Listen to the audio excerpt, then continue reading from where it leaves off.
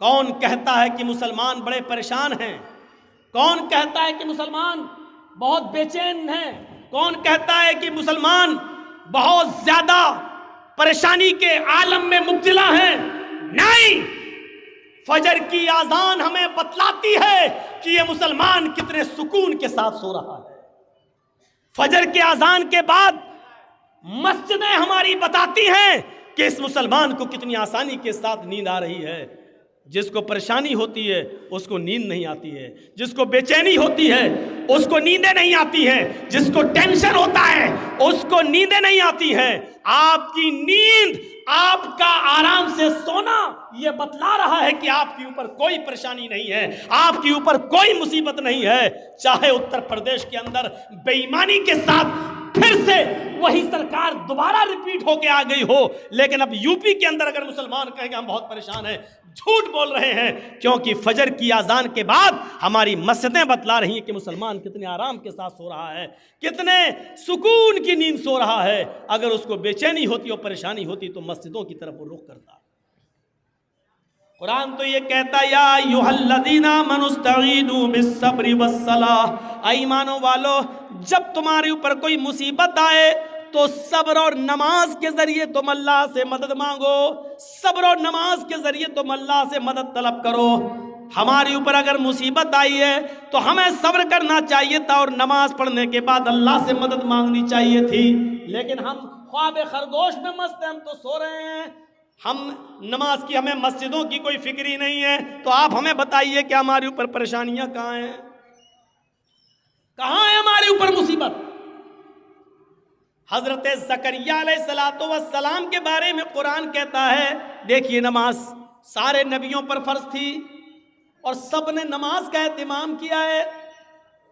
وَنَادَتْهُ الْمَلَائِكَةُ وَهُوَ قَائِمٌ يُصَلِّي فِي الْمِحْرَابِ، قرآن کہہ رہا ہے فرشتوں نے آواز دی، فرشتوں نے جب پکارا تو اس وقت حضرت زکریا محراب کے اندر نماز کی حالت میں کھڑے تھے۔ یعنی یہ نماز زکریا علیہ السلام بھی پڑھا کرتے تھے، زکریا علیہ السلام پر بھی فرض تھی۔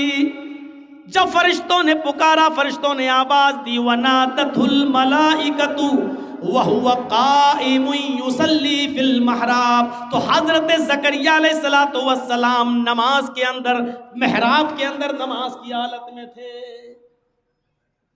زکریا علیہ السلام کی زندگی بتلا رہی ہے کہ زکریا علیہ السلام پر بھی نماز فرض تھی۔ زکریا علیہ السلام نے جس کی کفالت کی اس کا نام ہے مریم۔ حضرت مریم کو پال پوس کر بڑا کیا۔ حضرت مریم کو بھی حکم ہوتا ہے یا مریم اقنتی لربک، اے مریم اپنے رب کے لیے جھک جا، اپنے رب کی فرما بردار بن جا۔ وَسُجُودِي وَارْكَعِي مَعَ الرَّاكِعِينَ، اے مریم اللہ کے لیے سجدہ کر، اللہ کے سامنے سر جھکا اور اسی کو رکوع کر۔ اے مریم اللہ کے علاوہ کسی اور کے لیے سجدہ جائز نہیں۔ اے مریم رکوع کرنے والوں کے ساتھ رکوع کر، سجدہ کر اور رکوع کرنے والوں کے ساتھ رکوع کر۔ وَسُجُودِي وَارْكَعِي مَعَ الرَّاكِعِينَ، سجدہ کر اور رکوع کرنے والوں کے ساتھ رکوع کر۔ یہ حضرت مریم جو ایک عورت ہیں اور ایسی پاک دامن عورت ہیں کہ جن کو اللہ رب العالمین نے ان کے نکاح شادی سے پہلے ان کو بیٹا عطا فرمایا۔ حضرت عیسیٰ ان کے پتن سے پیدا کیا، ان کو کسی مرد نے چھوا بھی نہیں تھا، لیکن اس عورت کو بھی اللہ رب العالمین حکم دے رہا ہے اے مریم اپنے رب کی فرما برداری کر، اس کی اطاعت کر، وسجودی اور سجدہ کر، وارکعی مع الراکعین اور رکوع کرنے والوں کے ساتھ رکوع کر۔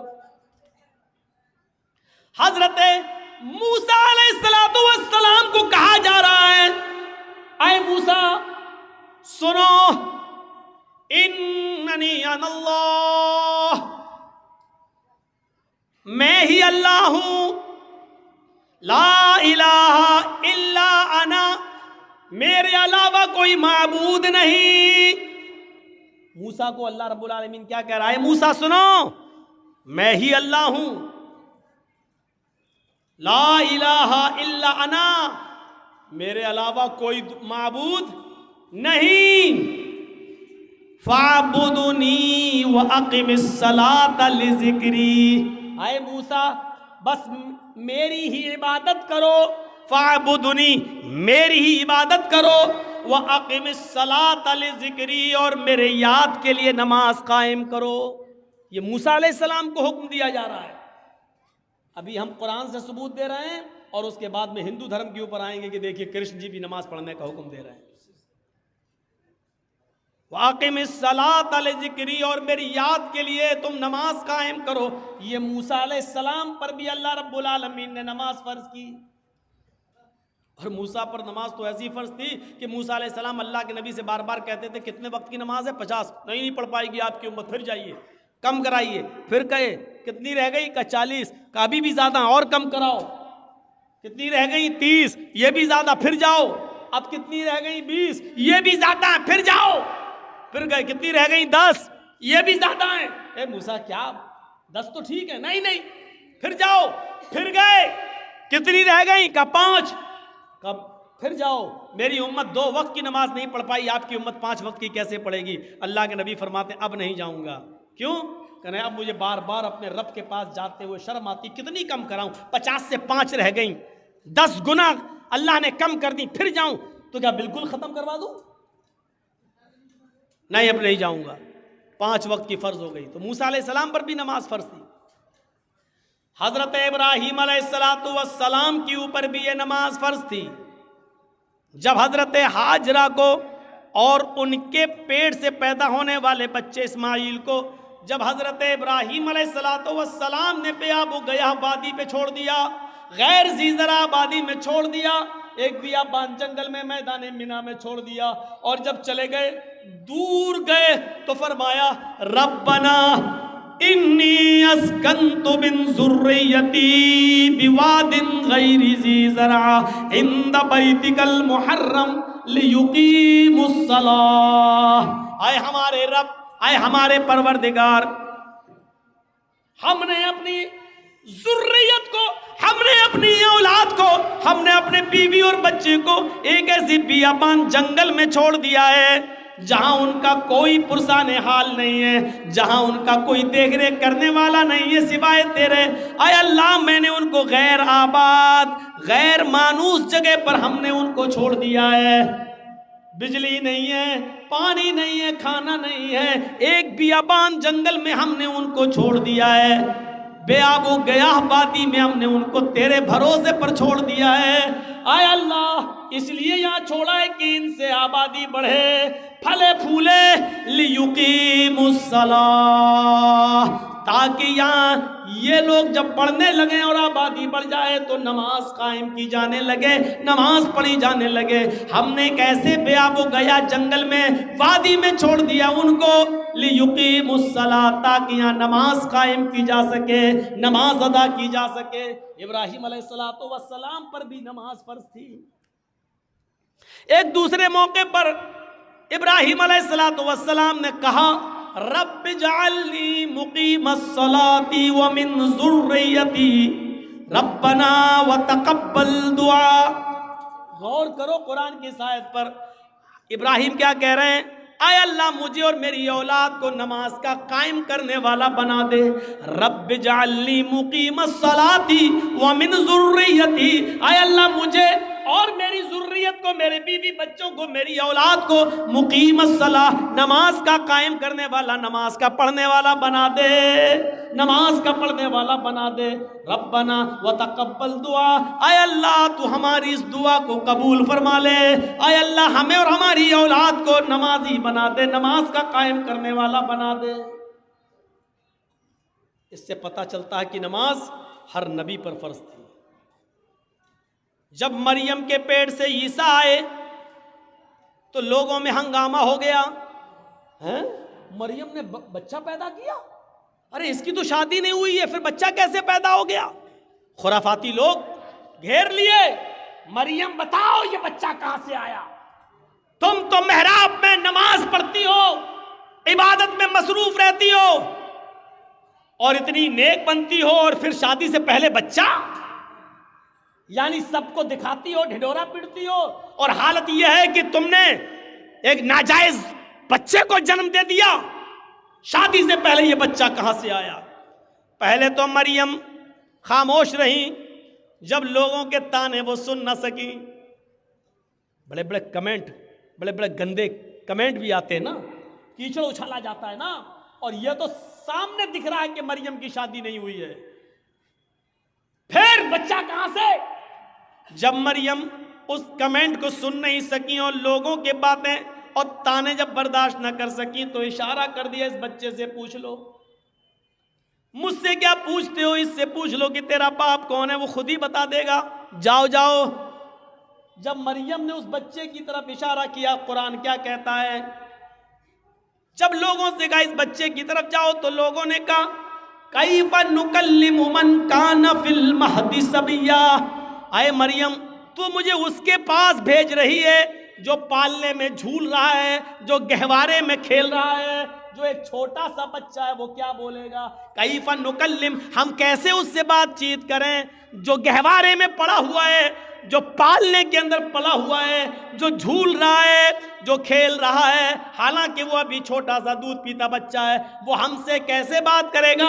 हम उससे कैसे गुफ्तगू करें? वो हमें क्या जवाब देगा? जवाब तो तुम्हें देना है। तुम बताओ कि ये बच्चा कहां से आया। कैफ़ नुकल्लिमु मन कान फिल महदी सबिया।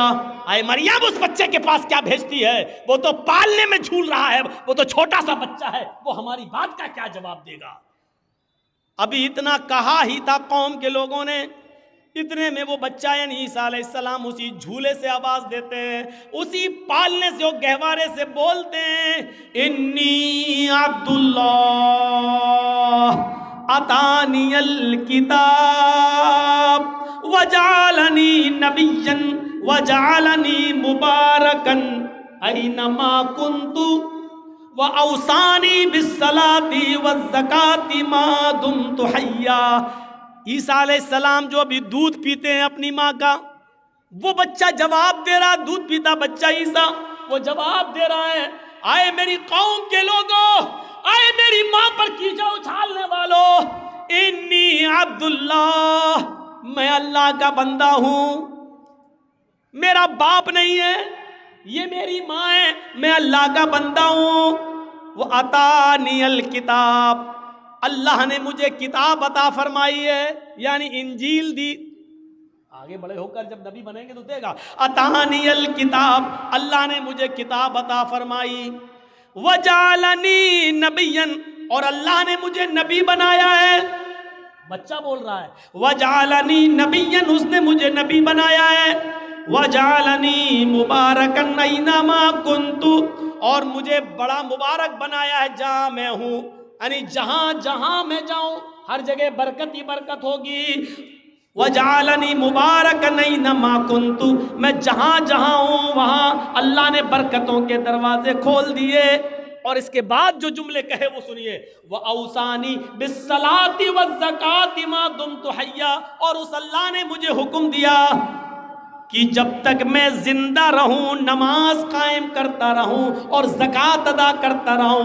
औसानी बिस्सलाती वज़्ज़काती मा दुमतु हय्या, मुझे नमाज का और ज़कात का हुक्म दिया जब तक मैं जिंदा रहूं।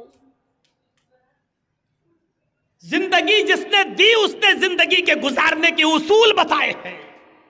ये नमाज ज़करिया भी पढ़ा करते थे, ये नमाज मरियम भी पढ़ा करती थी, ये नमाज मूसा भी पढ़ा करते थे, ये नमाज इब्राहिम भी पढ़ा करते थे, ये नमाज ईसा अलैहिस्सलाम भी पढ़ा करते थे। और जितने भी नबी इस दुनिया में आए, हर नबी के ऊपर ये नमाज फर्ज है। इसीलिए श्रीमद् भागवत गीता का 6वां अध्याय उठाओ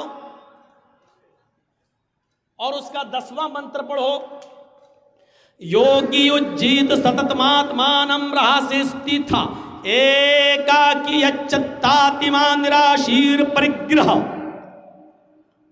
जब तुम ईश्वर की पूजा करने के लिए खड़े हो, है अर्जुन, कृष्ण जी कह रहे हैं, है अर्जुन, जब तुम ईश्वर की, अल्लाह की इबादत पूजा करने के लिए खड़े हो तो पूरे शरीर की एक्सरसाइज, पूरे शरीर का योग हो जाए। کھڑے بھی ہو جاؤ، جھک بھی جاؤ، سجدہ بھی کر لو، ایک اللہ کے سامنے کھڑے ہو جانا، ستتماتمانم بالکل سیدھے، یچتاتما اور اپنی آتما کو، اپنے دل کو ایک اللہ کی طرف ہی لگانا، ادھر ادھر مت دیکھنا، ہردیا نما، سینے پر ہاتھ رکھ لینا اور سر کو نیچے جھکا لینا، نما سر جھکا لینا یعنی سجدے کی جگہ پر. یہ کیا ہے؟ اور پورے شریر کی ایکسرسائز، ایکاکی، جو کچھ بھی مانگنا ایک اللہ سے مانگنا، نراشیر اور سب سے نراش ہو جانا، اوپر والے سے نراش مت ہونا. یہ پوری کی پوری نماز. پنچم سمیا کرتویہ، اور ایسا 5 وقت کرنا. مرگ چرم، ہرن کی کھال بچھا لینا. اگر پاک زمین، پوتر دھرتی نہ ملے، پوتر دھرتی نہ ملے یعنی زمین پاک نہ ہو، تو مرگ مانی ہرن اور چرم مانی چمڑا، ہرن کا چمڑا یعنی ہرن کی کھال بچھا کر اس پر نماز پڑھ لینا. یعنی حلال جانوروں کا چمڑا ہندو دھرم کے اندر بھی حلال ہے، اس پر بھی نماز پڑھی جا سکتی ہے. اور یہ چیز ہندو دھرم کی کتاب اور شریمد بھاگوت گیتا کہہ رہی ہے، جو ہر ہندو کے گھر میں ملے گی. گیتا کہہ رہی ہے نماز پڑھنے کا ثبوت ہندو دھرم کی کتابوں میں بھی. زندگی گزارنے دینے والے نے زندگی گزارنے کے اصول بتائے ہیں، کتاب میں آج موجود ہیں. اور سب سے بڑا عقیدہ کہ اس زندگی کو گزارنے کے بعد پھر ایک دن ہمیں اور آپ کو مرنا بھی ہے، اس لیے موت کو بھی کامیاب بنانا. مرنے کے بعد کا تصور ہمارے اور آپ کے دل میں رہے گا تبھی ہم یہ کام کریں گے. اگر یہ ہوگا مر جائیں گے، مٹی میں مل جائیں گے، بعد میں کچھ نہیں ہونا، تو کوئی آدمی نماز نہیں پڑھے گا، کوئی آدمی اچھے کام نہیں کرے گا. کیوں کرنے لگا؟ جب مر کر مٹی میں ملنا ہے تو ہم اچھے کام کیوں کریں گے؟ دنیا میں کتنا اختلاف ہے، کتنا نزاع ہے، کتنا جھگڑا ہے. اس اختلاف کو ختم کرنے کی ایک ہی اصول ہے، اس اختلاف کو ختم کرنے کا، کہ لوگوں کو قیمتی چیز سے جوڑ دیا جائے اور کسی خطرناک چیز سے باخبر کر دیا جائے. سنیے، بڑی اچھی ایک مثال دے دیتا ہوں آپ کو. کچھ لوگ لڑ رہے ہیں، گتھم گتھا ہو رہی ہے، یہاں لڑائی ہو رہی ہے، وہ اس کو مار رہا ہے، اس کو مار رہا ہے، پیسہ دے، یہ دے، لڑائی جھگڑا ہو رہا ہے. جرجیت صاحب پہنچ گئے. جرجیت صاحب کے پاس 100 کنچے ہیں. کنچے جانتے ہیں نا؟ گولی. آپ لوگوں کے یہاں جو بھی بولتے ہوں، کنچے ہیں، 100 گولیاں ہیں. جرجیت صاحب نے کہا کہ سنو، یہ میرے پاس 100 گولیاں ہیں، ان میں ایک ریڈ کلر کی گولی ہے، ایک ریڈ کلر کا کنچا ہے. میں ان 100 گولیوں کو ہوا میں اچھال رہا ہوں، زمین پر گرے گا، لیکن ریڈ کلر کی گولی پر 1,00,000 روپے کا انعام ہے. جس کو ریڈ کلر کی گولی مل جائے گی وہ ہم سے 1,00,000 روپے لے جائے. جرجیت صاحب نے یہ کہہ کر 100 گولیاں ہوا میں اچھال دی. ایمانداری کے ساتھ بتائیے گا وہ لڑنے والے اب کیا کریں گے؟ جو ابھی لڑ رہے ہیں، جو ابھی جھگڑ رہے ہیں، آپس میں ایک دوسرے کو چپل سے مار رہے ہیں، بال کھینچ رہے ہیں، جب انہوں نے سنا کہ لال رنگ کی گولی پر 1,00,000 روپے کا انعام ہے، جس کو ملے گی اس کو 1,00,000 روپیہ، تو سارے کے سارے لڑائی جھگڑا چھوڑ کر فوراً بھاگیں گے اور اس گولی کے اوپر ٹوٹ پڑیں گے. گولیاں اور بھی ہیں وہاں، لیکن سب کی نظر لال رنگ کی گولی کے اوپر ہوگی. لال رنگ کی گولی مل جائے تاکہ یہ انعام ہمیں مل جائے، جبکہ گولیاں وہاں اور بھی ہیں، لیکن دوسری گولیوں کو کوئی نہیں پکڑے گا، صرف لال رنگ کی گولی کے اوپر اس کی نظر ہوگی. یہ جھگڑا جرجیت صاحب نے کیسے ختم کر دیا؟ لوگوں کو ایک قیمتی چیز سے جوڑ دیا ہے، جھگڑا ختم ہو گیا ہے. جو لوگ ابھی لڑ رہے ہیں، ہم تم سے دولت میں آگے نکل جائیں، تم ہم سے دولت میں آگے نکل رہے ہو، آپس میں جھگڑا کر رہے ہیں، ان کو ایک قیمتی چیز سے جوڑ دو، ان کو حصول جنت سے جوڑ دو، ان کو جنت کی طرف لگا دو، ان کو بتاؤ کہ یہ کرو گے تو یہ ہوگا، جنت میں یہ نعمتیں ہیں، ان نعمتوں کے حصول کے لیے آپس میں ایک دوسرے سے آگے بڑھو، نماز پڑھو، حرام خوری چھوڑو، شراب نوشی سے توبہ کرو، ان کو ایک قیمتی چیز سے آپ جوڑ دیجئے۔ شرط یہ ہے کہ قیمتی چیز سے جوڑنے کے لیے ایک اچھا اسلوب استعمال کیا جائے، اپنے آپ جھگڑا ختم ہو جائے گا اور لوگ اس قیمتی چیز کو پانے کے لیے اس پر دوڑ پڑیں گے۔ اچھا، کچھ لوگ لڑ رہے ہیں، جرجیت صاحب نے بہت کوشش کی لیکن وہ جھگڑا ختم نہیں کر پائے ہیں۔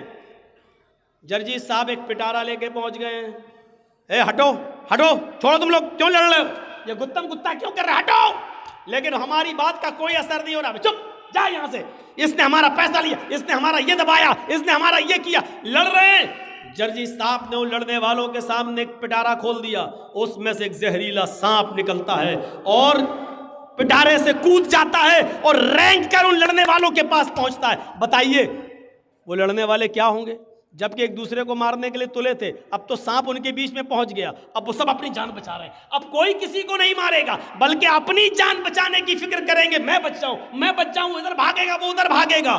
ارے تم تو ایک دوسرے کو مارنا ہی چاہ رہے تھے، اب کیوں بھاگ رہے ہو ایک دوسرے سے، اب کیوں؟ اب ان کو اپنی جان کی فکر ہو گئی ہے، اب وہ اپنا اختلاف اپنا جھگڑا بھول گئے، اب ان کو اپنی جان کی فکر ہو گئی ہے۔ میرے بھائیوں، ایسے لوگ جہاں اس طریقے کے ہوں وہاں ان کو جہنم کے عذاب سے ڈراؤ کہ دیکھو سود کھانے والے کا یہ عذاب، زنا کرنے والے کا یہ عذاب، چوری کرنے والے کا یہ عذاب، مال حرام کھانے والوں کا یہ عذاب، شراب پینے والوں کا یہ عذاب، ان کو بتاؤ اور ہوشیار کرو کہ دیکھو اس سے ہر آدمی کو اپنے آپ کو بچانا چاہیے۔ اسی کو قرآن کہتا ہے، یا ایھا الذین آمنوا قوا انفسکم واہلیکم نارا، ایمانوں والو تم اپنے آپ کو بھی جہنم سے بچاؤ اور اپنے بیوی بچوں کو بھی جہنم سے بچاؤ، اپنے آپ کو بھی جہنم سے بچاؤ اور اپنے بیوی بچوں کو بھی جہنم سے بچاؤ۔ اسی علاقے میں کہیں پروگرام تھا، پروگرام ختم ہونے کے بعد جرجیت صاحب اپنے روم میں جاتے ہیں، رات کے تقریباً 1:30-2 بجے فون آتا ہے میرے گھر سے، میرا 6 سال کا بچہ اس وقت پیٹ کے درد اور فیور میں بخار میں مبتلا، گھر سے فون آتا ہے، 2 بجے اس کی طبیعت بہت زیادہ خراب ہو رہی ہے، جرجیت صاحب کی رات کی نیند اڑ جاتی ہے، فون پہ رابطہ قائم کیا جاتا ہے لیکن ڈاکٹر جو آس پاس کے گھر کے اگل بگل کے تھے ان کے بھی موبائل بند ہیں۔ مجبوراً میں نے اپنی وائف سے کہا کہ تم اپنے بھائی کو فون کرو، جلدی بلاؤ اور اس کو سرکاری ہاسپٹل کی طرف لے کر جاؤ۔ ہماری بیوی اور سالہ لے کر اس بچے کو سرکاری ہاسپٹل کی طرف بھاگتے ہیں، انجیکشن دیا جاتا ہے، 2-3 گھنٹے کے بعد جب اطمینان مل گیا کہ بچے کا بخار اتر جاتا ہے اور اس کے پیٹ میں درد میں آرام ملتا ہے، ڈاکٹر نے کہا کل صبح چھٹی کر دیں گے، تب جا کر سکون ملتا ہے۔ میرے پیارے ساتھیوں، ہمارے چھوٹے سے 5-6-7 سال کے بچے کے پیٹ کے درد کی خبر سننے کے بعد ہم جیسے لوگوں کی نیندیں اڑ جاتی ہیں، آپ جیسے لوگوں کی نیندیں اڑ جاتی ہیں۔ تصور کرو کہ جہاں ایک چھوٹے سے بچے کا بخار، اس کا فیور اور اس کا پیٹ کا